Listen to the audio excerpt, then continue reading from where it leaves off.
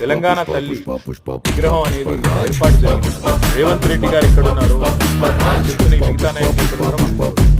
తెలంగాణ తల్లి అనేది తెలంగాణ ప్రజల ఆలోచనలకు, ఆశయాలకు, తెలంగాణ ప్రజల ఆవేదనకు, ఆర్టికి ప్రతిరూపంగా ఆనాడు ఉద్యమ సమయంలో కేసీఆర్ గారు ఒక్కరుగా నిర్ణయం తీసుకోరు.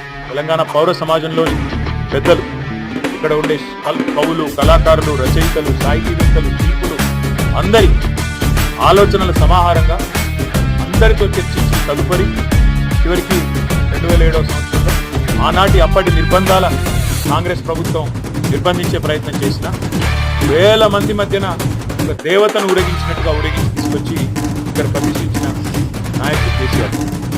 అట్లాంటి కేసీఆర్ గారికి ఇవాళ ఎవరో వచ్చి ఆహ్వానించడం, ఎవరో వచ్చి చెప్పడం కాదు. రెండవది, రేవంత్ రెడ్డి గారు ప్రతిష్ఠిస్తున్నది తెలంగాణ తల్లి లేకపోతే